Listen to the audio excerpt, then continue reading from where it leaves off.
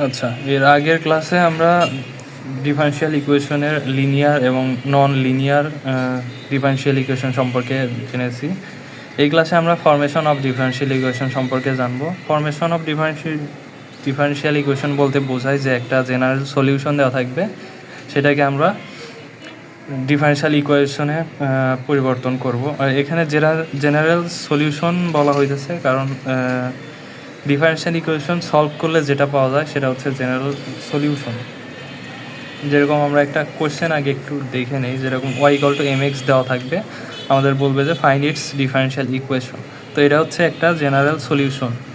আমরা যে এখানে যে অ্যান্সারটা পাবো সেইটাকে যদি আমরা সলভ করি তখন আবার অ্যান্সার আসবে এটা। তো আমরা এখন নিয়মটা দেখে নেই। ফরমেশন অফ ডিফারেনশিয়াল ইকুয়েশনের মোট 3টা রুল ফলো করলে খুব সহজেই বের করা যাবে। প্রথমত আমাদের দেখতে হবে এই জেনারেল সলিউশনে কয়টা কনস্ট্যান্ট আছে। তো কনস্ট্যান্টের সংখ্যা নির্ণয় করতে হবে, তারপরে যতগুলো কনস্ট্যান্ট আছে ততবার ডিফারেন্সিয়েশন করতে হবে। আর এই কনস্ট্যান্ট ডিফারেন্সিয়েট করার মাধ্যমে আমাদের যে কোনোভাবেই হোক আমাদের কনস্ট্যান্টটা রিমুভ করতে হবে, এটা হচ্ছে আমাদের মূল লক্ষ্য। তো এখন আমরা এক্সাম্পল দেখলে আরও ভালো বুঝতে পারবো। 1 নম্বর এক্সাম্পলটা আমরা দেখি যে y=mx, if y=mx then find its differential equation. এখন আমাদের যে ইকুয়েশনটা দেওয়া আছে ওইটা আমরা অ্যান্সারের ক্ষেত্রে আরেকবার লিখি, y=mx ধরলাম, এটা 1 নং সমীকরণ। এখন আমরা যে রুলসটা বলছিলাম যে জেনারেল সলিউশনে কনস্ট্যান্টের সংখ্যা নির্ণয় করতে হবে প্রথমে। তো আমাদের এখানে কনস্ট্যান্ট আলাদাভাবে প্রশ্নে বলা দেওয়া নাই, অনেক সময় প্রশ্নে বলেও দেওয়া থাকবে। এখানে আমাদের কনস্ট্যান্ট একটাই, এম। তো আমরা কনস্ট্যান্টের সংখ্যা নির্ণয় শেষ করলাম। তারপরে আমাদের 2 নম্বর বলা হয়েছে যে যতগুলো কনস্ট্যান্ট ততবার ডিফারেন্সিয়েশন করতে হবে, যতগুলো কনস্ট্যান্ট ততবার ডিফারেন্সিয়েশন করতে হবে। তো আমরা একবার ডিফারেন্সিয়েট করি, dy/dx=m। এখন এইখান থেকে আমরা দেখলাম যে এম এর মান পাইলাম 2-এর। তো আমাদের যেহেতু একটাই কনস্ট্যান্ট ছিল, তো একবার আমরা ডিফারেন্সিয়েট করা শেষ। এখন আমরা সলভ করার চেষ্টা করব, কনস্ট্যান্টটাকে রিমুভ করার চেষ্টা করব। তো আমরা এম এর মান যদি 1 নংয়ে বসাই, অর্থাৎ 2-এর মানটা যদি 1 নংয়ে বসাই, তাহলে এটা দাঁড়াবে y=dy/dx/x। এবার আমরা যদি এক পাশে নিয়ে আসি, এটা দাঁড়াবে x/dy/dx-y=0। এটাই আমাদের অ্যান্সার।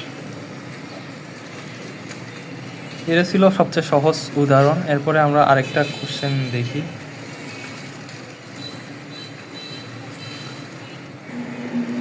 তো এটা হলো আমাদের 2 number question, if y=e⁻mx then find its differential equation. তো আমরা আগের মতোই প্রথমে আমাদের ইকুয়েশনটা তুলে এটাকে 1 নং সমীকরণ দিলাম। তারপরে আমাদের এখানে আমরা দেখতে পারতেছি একটা কনস্ট্যান্ট আছে, তো আমরা একবার ডিফারেন্সিয়েট করব, dy/dx সমান e⁻mx এর ডিফারেন্সিয়েট করলে দাঁড়াবে e⁻mx। তারপর আমরা এখানে দেখতে পারতেছি যে m e⁻mx, এই e⁻mx এর মান কিন্তু y, আমরা আগে 1 নং থেকে লিখে রাখছি। তো এটা আমরা বসাই দিব, dy/dx সমান my, e⁻mx এর মান আমরা y বসাইলাম। তো এখন দেখতেছি যে আমাদের m এর মান দরকার। m যেহেতু আমরা কনস্ট্যান্ট একবার যেহেতু ডিফারেন্সিয়েট করা শেষ, এখন আমরা m এর মান বের করে m-কে উঠাই দেওয়ার চেষ্টা করব, কনস্ট্যান্ট রিমুভ করার চেষ্টা করব। তো আমরা 1 নং সমীকরণ থেকে এখানে লিখি যে y=e⁻mx যেহেতু দেওয়া আছে, আমরা দুই পাশে লন নেই, লন y সমান লন e⁻mx। এখন লন আর ই কেটে যাবে, তাহলে থাকবে হচ্ছে লন y সমান mx, বা m সমান লন y/x। এখন এই m এর মান আমরা এখানে বসাই, তাহলে দাঁড়াবে dy/dx লন Y by X into Y. বা এটাকে আমরা আরও ভালোভাবে লিখতে গেলে এটা লেখা যাবে যে D Y by D X minus Y লন Y by X equals to 0। তো এটাই আমাদের অ্যান্সার 2 নম্বরের।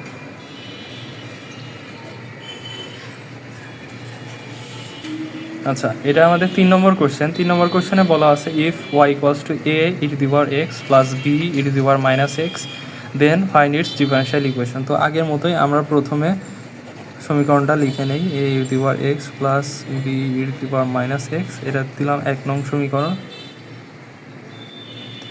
তারপর কি করব আমরা দেখব যে আরবিট্রারি কনস্ট্যান্ট কয়টা আছে, এখানে একটা, এখানে একটা, অর্থাৎ 2টা। তা আমরা 2বার ডিফারেন্সিয়েট করব, ডিফারেন্সিয়েট করি 2বার। এখানে ডিফারেন্সিয়েট করলে হয় a e to the power x এই minus b e to the power minus x. তারপরে আমরা আরেকবার ডিফারেন্সিয়েট করব, d square y I d x square সমান এটা a e to the power x minus, আর এই মাইনাস এসে প্লাস হয়ে যাবে b e to the power minus x. তো আমরা দেখতে পারতেছি যে এখানে a e to the power x plus b e to the power minus x এর মান অলরেডি আমরা জানি যে এর মান হচ্ছে ওয়াই। তো আমরা কি করব, এই মানটা বসায় দেব, d square y by D x square equals to y. এখন আমরা যদি সাজায় লিখি d square y by D x square minus y equals to 0, এটাই আমাদের অ্যান্সার। অর্থাৎ এটাই হচ্ছে সেই কাঙ্ক্ষিত ডিফারেনশিয়াল ইকুয়েশনটা। আচ্ছা, সবসময় যে আমাদের ইকুয়েশন জেনারেল সলিউশনটা দেওয়াই থাকবে এরকম সবসময় হবে না।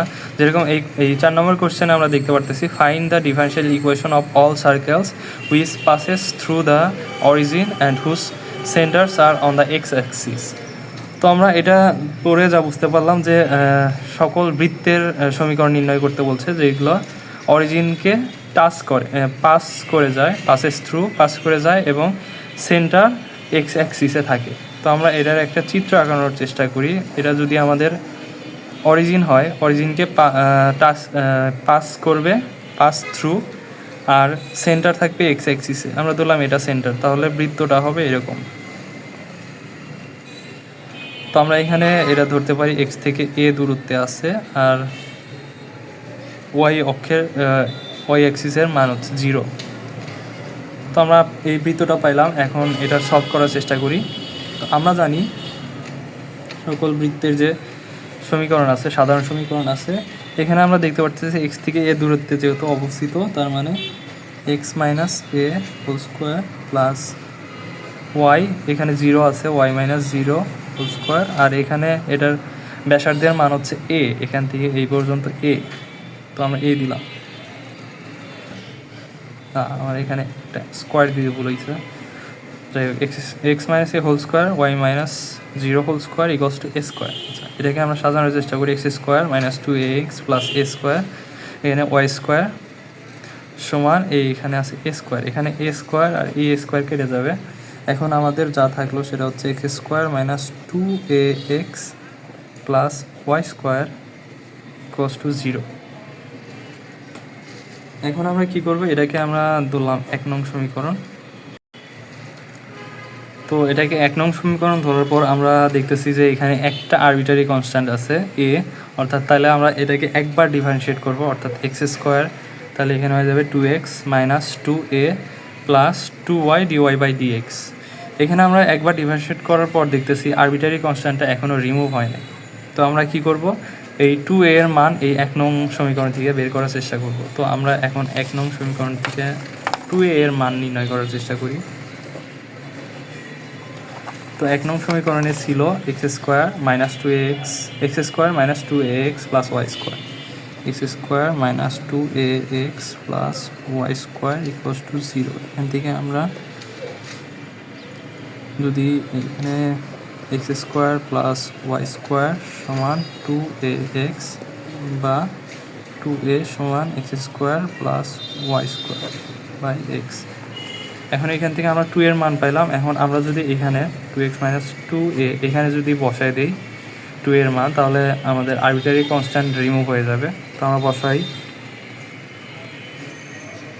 2x মাইনাস 2 এর মান পাইছি আমরা x square plus y square by X plus 2y dy by dx equals to 0।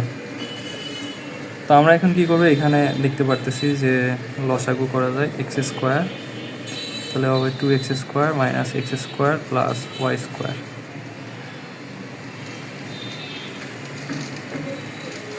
তারপরে আমরা কি করতে পারি, 2y dy by dx equals to 0। এখানে 2x স্কোয়ার আর এখানে x স্কোয়ার আছে, তাহলে একটা x স্কোয়ার থাকবে, তার মানে x square minus y square by X. এখানে একটা মাইনাস হবে, কারণ এখানে আমরা মাইনাস দিয়ে করে দিছি, x square minus y square by X plus 2y dy by dx। এখন আমরা চাইলে এটাকে 2y দিয়ে ভাগ করে দিতে পারি, তাহলে হবে আমাদের এটা সামনে নেই dy।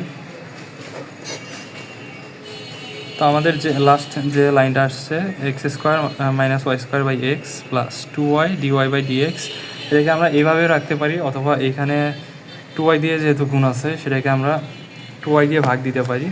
তাহলে এখানে হবে, যদি এটা সামনে নেই, dy বাই dx, আর এখানে হবে x square plus x square minus y square by এখানে 2y আর এখানে x 2xy সমান 0। এটা আমাদের অ্যান্সার।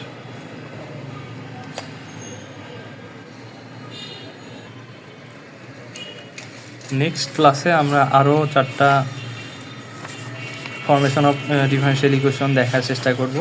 তো এই ক্লাসটা এ পর্যন্তই।